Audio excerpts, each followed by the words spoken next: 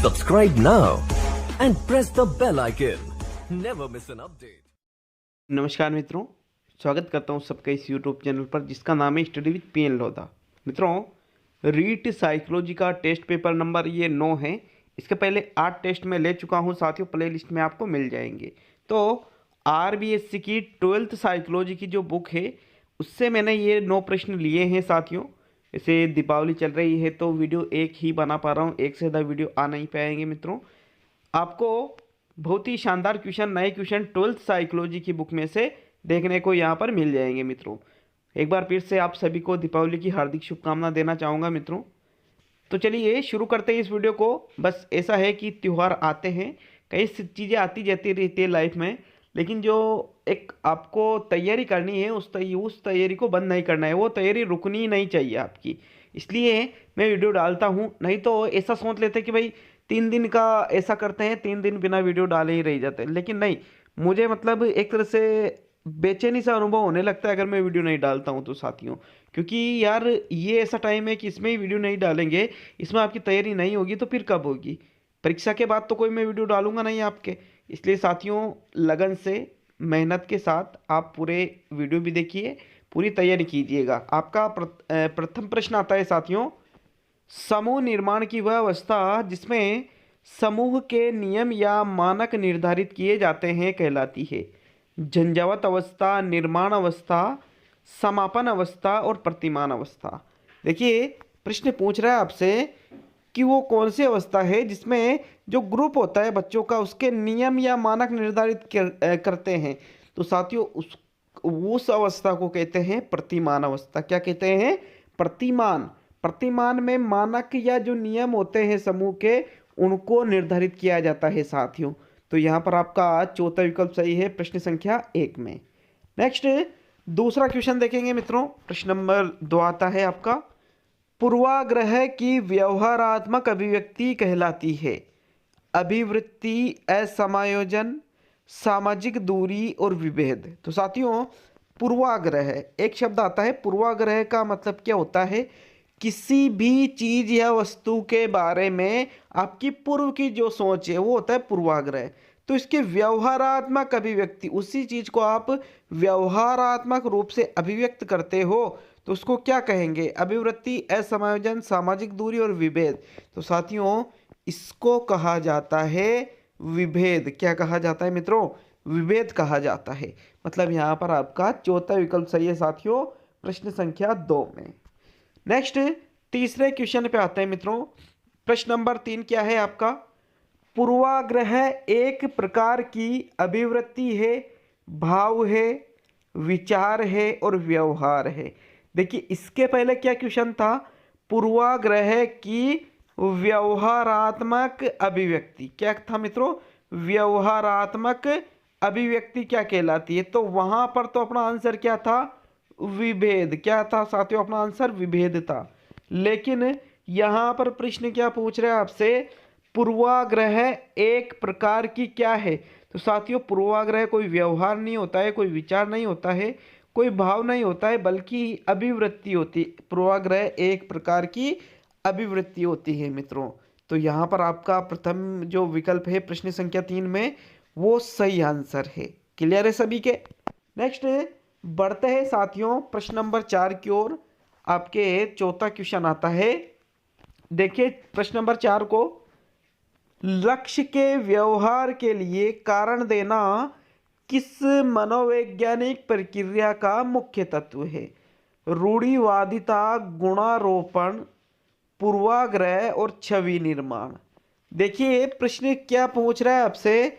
लक्ष्य के व्यवहार के लिए कारण देना, मतलब कोई चीज आप करते हो किसी चीज को प्राप्त करने के लिए, तो उसके लिए आप बीच बीच में कारण देते रहते हो, तो उसको उस प्रक्रिया, तो साथियों उस मनोवैज्ञानिक प्रक्रिया का मुख्य तत्व क्या है? राइट आंसर बताना है प्रश्न संख्या 4 में। देखिए इसका जो सही आंसर है वो रहेगा गुणारोपण। क्या कहते हैं साथियों उसको?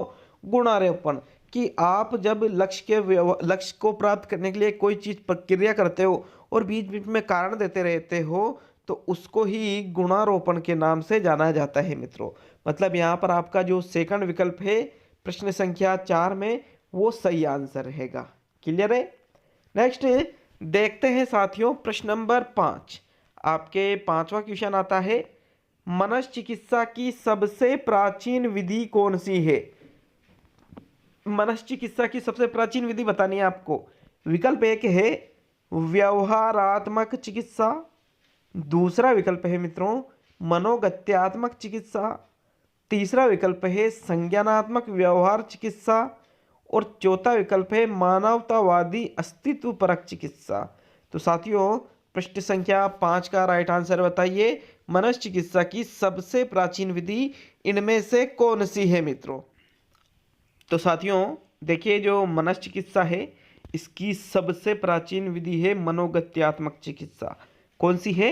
मनोगत्यात्मक। गत्यात्मक के अंतर्गत आपके शारीरिक चीजें भी आ जाती है और मनो का मतलब मानसिक से लिया जाता है साथियों।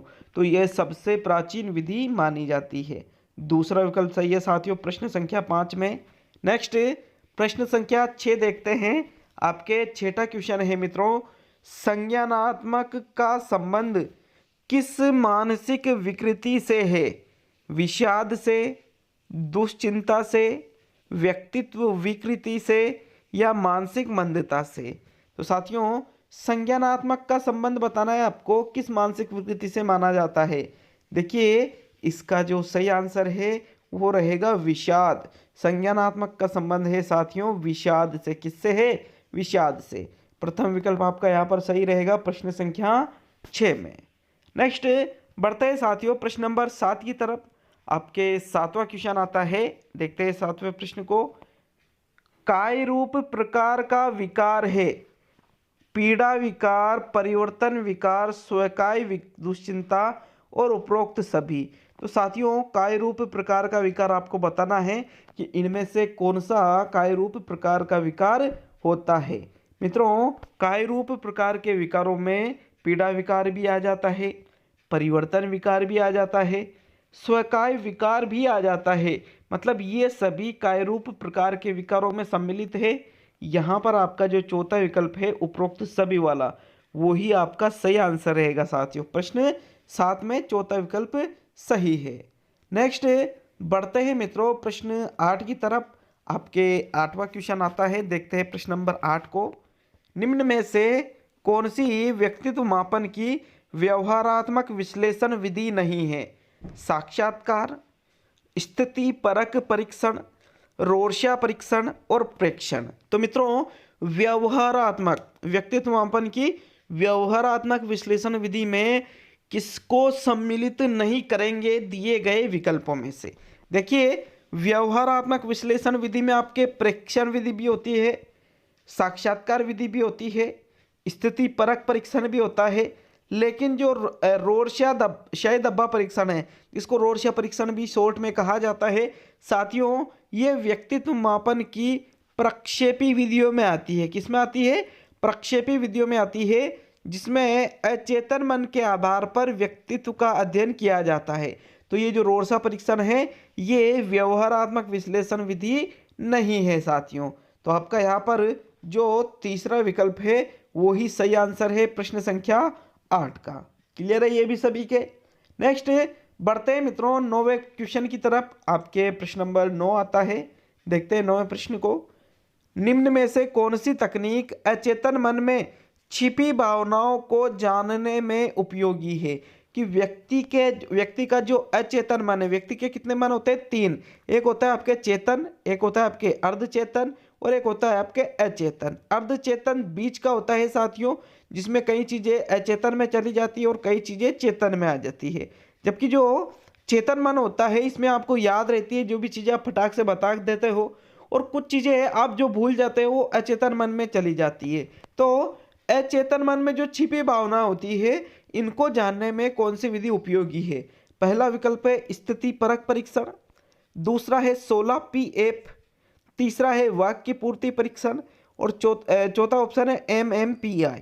तो साथियों यहाँ पर कौन सा है जो अचेतन मन में छिपी भावनाओं को जानने में उपयोगी होता है? तो मित्रों देखिए स्थिति परक परीक्षण आपके अचेतन में नहीं झांकता है, इसके पहले क्वेश्चन में हमने देखा है। 16P-APE MMPI ये व्यवहारात्मक चीजें हो जाती है, लेकिन अचेतन मन में छिपी भावनाओं को जानने के लिए वाक्य पूर्ति परीक्षण का प्रयोग किया जाता है। और भी परीक्षण है लेकिन ये भी उसी के अंतर्गत सम्मिलित होता है साथियों। तो आपका यहाँ पर विकल्प नंबर 3 सही है प्रश्न संख्या 9 में। ये प्रक्षेपी विधियों में ही आता है वाक्य पूर्ति परीक्षण भी। जैसे रोरशा शाही धब्बा परीक्षण है वो भी प्रक्षेपी में आएगा, ये भी प्रक्षेपी में आता है साथियों। तो तीसरा विकल्प आपका सही है इसमें। प्रश्न 10 देखते हैं। मनोविज्ञान में मानव व्यवहार को बांटा गया है अच्छा बुरा, सामान्य असामान्य, ऊंचा नीचा और इनमें से कोई नहीं। तो मित्रों मनोविज्ञान में ऊंचा नीचा तो होगा नहीं कि भाई व्यवहार ऊंचा है व्यवहार नीचा है। अब दो चीजें हैं अच्छा बुरा और सामान्य और असामान्य। तो अगर हम देखें तो यहाँ पर आपके साइकोलॉजी में मानव व्यवहार को सामान्य और असामान्य भागों में बांटा गया है। एक होता है सामान्य व्यवहार और एक होता है असामान्य व्यवहार। तो साथियों आपका सेकंड विकल्प इसमें सही है प्रश्न संख्या 10 में। नेक्स्ट देखते हैं साथियों प्रश्न नंबर 11। तो आपके 11वां क्वेश्चन है। देखिए यहाँ सॉरी आपके लिए 11वां जो क्वेश्चन है वो छूट गया है टाइपिंग में। तो आपके 12वां क्वेश्चन आता है स्पीयरमैन के सिद्धांत में किस कारक का महत्व अधिक है? सामान्य कारक, विशिष्ट कारक, समूह कारक और इनमें से कोई नहीं। तो साथियों जो स्पीयरमैन ने अपने बुद्धि का सिद्धांत दिया था इसमें पहले तो दो कारक बताए थे, एक तो सामान्य कारक और एक विशिष्ट कारक। तो आपका जो जनरल कारक है और आपका जो स्पेशल कारक है।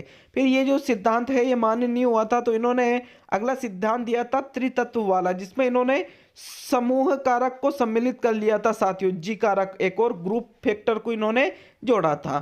तो सबसे ज़्यादा महत्व इनमें से किस कारक का है मित्रों? राइट आंसर है स्पीयरमैन के सिद्धांत में सबसे अधिक महत्व आपके सामान्य कारक का है। किसका है साथियों? सामान्य कारक का। ये व्यक्ति की सामान्य योग्यता होती है। प्रथम विकल्प आपका सही है प्रश्न संख्या 12 में।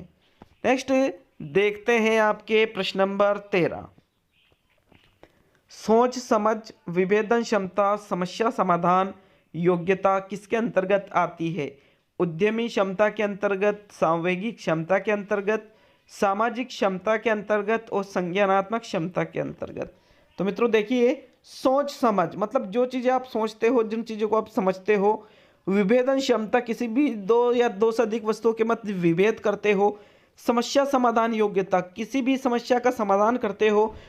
तो ये किसके अंतर्गत आएगी मित्रों? देखिए प्रश्न नंबर 13 में आपका चौथा विकल्प सही है साथियों। ये व्यक्ति की संज्ञानात्मक क्षमता होती है। कौन सी क्षमता होती है?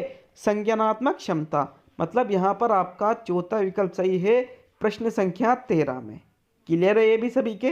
नेक्स्ट 14वां क्वेश्चन देखते हैं मित्रों। आपके प्रश्न नंबर 14 आता है क्रोध, घमंड, अवसाद, आलस्य, असहायता की भावना जैसी विशेषता कौन से व्यक्तित्व में होती है? सात्विक, राजसिक, तामसिक और उपरोक्त सभी। तो मित्रों क्रोध करना, घमंड करना, अवसाद, आलस्य करना, असहायता की भावना ये सात्विक में तो होगी नहीं। सात्विक में तो बिल्कुल इसके विपरीत है। राजसिक में क्या होता है साथियों? राजसिक में आदमी प्रेम करना, किसी से ईर्ष्या करना ये चीज़ें आ जाती है। लेकिन जो तामसिक प्रवृत्ति का व्यक्ति होता है वो क्रोध करता है, घमंड करता है, अवसाद होते हैं उसके अंदर, आलस्य करता है, असहायता की भावना होती है। तो साथियों वो फिर तामसिक व्यक्तित्व की विशेषता मानी जाएगी। मतलब आपका तीसरा विकल्प इसमें सही है प्रश्न 14 में। और आज का अंतिम क्वेश्चन देखेंगे मित्रों प्रश्न नंबर 15। लेकिन वीडियो को लाइक शेयर सब्सक्राइब चैनल को करना नहीं भूले साथियों। प्रश्न नंबर 15 है फ्रीडमैन एवं रोजेनमैन के अनुसार किस प्रकार के व्यक्तियों में धैर्य की कमी, उच्च अभिप्रेरणा, उतावलापन, स्वयं के पास समय की कमी जैसे गुण होते हैं? Type A, type B, type C और टाइप डी। तो मित्रों जो फ्रीडमैन एवं रोजेनमैन ने जो व्यक्तित्व का वर्गीकरण किया है उसमें आपको बताना है कि जिन व्यक्तियों में धैर्य की कमी होती है, उच्च अभिप्रेरणा होती है, उतावलापन होता है, स्वयं के पास समय की कमी होती है, तो ऐसे लोग होते हैं टाइप ए प्रकार के। कौन से प्रकार के? टाइप ए प्रकार के। प्रथम विकल्प सही है साथियों। तो ये 15 क्वेश्चन थे। बहुत बहुत धन्यवाद वीडियो को पूरा देखने के लिए। लाइक जरूर करके जाइएगा, कमेंट करके जाइए किसी प्रश्न पर संशय हो तो। और दीपावली तक ऐसे ही एक ही टेस्ट आ पाएगा साथियों। दीपावली के बाद आपके वापस रोजाना 2-2 टेस्ट आ जाएंगे। तो बिल्कुल मिलता है अगले वीडियो में। बहुत बहुत धन्यवाद। कोई न्यूज़ होगी विज्ञप्ति की तो बिल्कुल मैं आपको प्रोवाइड करवा दूंगा साथियों।